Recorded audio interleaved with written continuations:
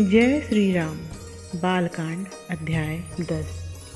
माता कौशल्या पालने में रघुनाथ जी को झुला रही है और प्रेम पूर्वक सुंदर स्वर से नाम ले लेकर प्रभु की सुंदर कीर्ति गा रही है।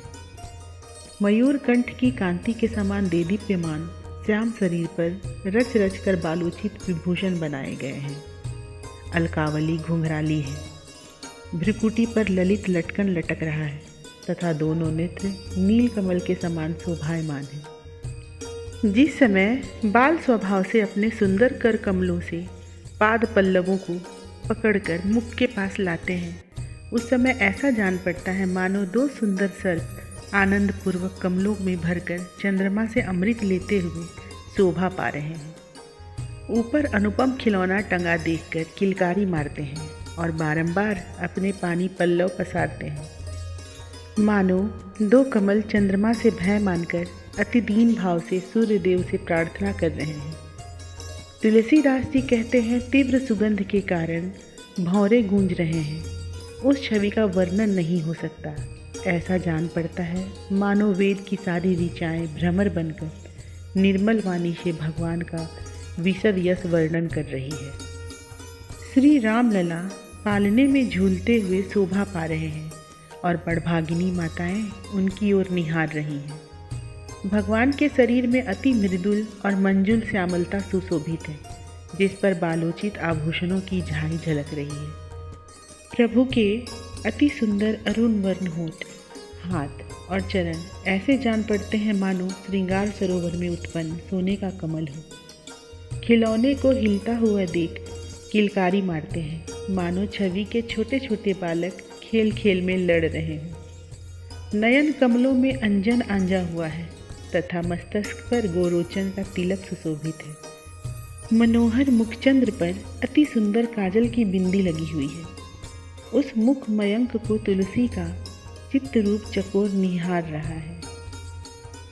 संपूर्ण गुण समूह के आश्रय अत्यंत कौतुकी कृपानिधान हाथ एवं घुटनों के बल चलने वाले बाल रूप पर ब्रह्म भगवान राम विराजमान है। वे नील कमल मेघ समूह तथा मरकत मणि के समान श्याम वर्ण है।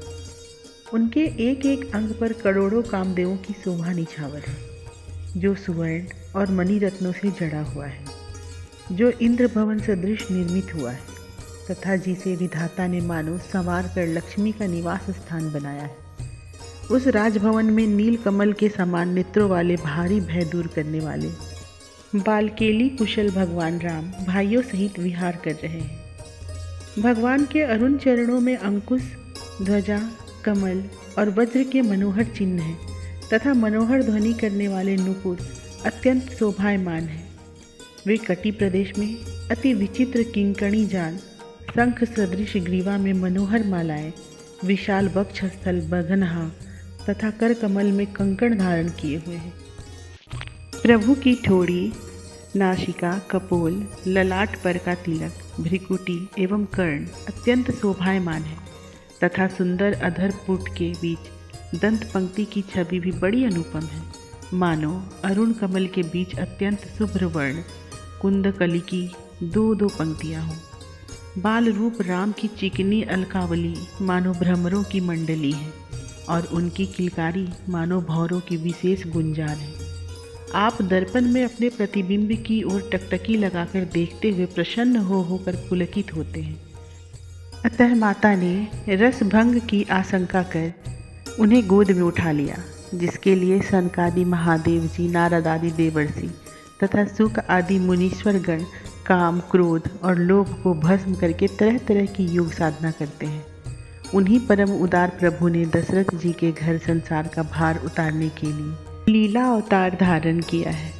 वे तुलसीदास का भय दूर करने वाला है। जय श्री राम।